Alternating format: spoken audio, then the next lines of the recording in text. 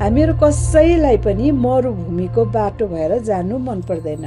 जब परमेश्वरले इजरायलीहरूलाई मिस्र देशबाट छुटाएर उहाँले कनान देशमा दुध र मह बग्ने देशमा लैजानलाई उहाँले तयारी गरिरहनु भएको थियो, त्यो समयमा त्यहाँ के लेखेको छ भने कि उहाँले चाहिँ इजरायलीहरूलाई मरुभूमिबाट लानुभयो।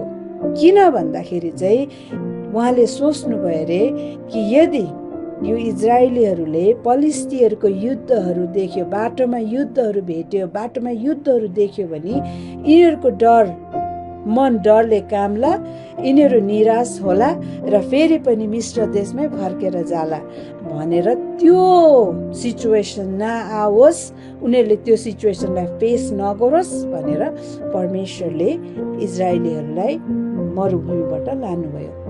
मरुभूमि भन्नु बित्तिकै हामीहरू नेगेटिभली सोची पठाउँछौँ, तर धेरै पल्ट मैले मरुभूमिमा के सिकेको छु भने कि परमेश्वरले मेरो चरित्रलाई उहाँले निर्माण गरेको मैले अनुभव गरेको छु।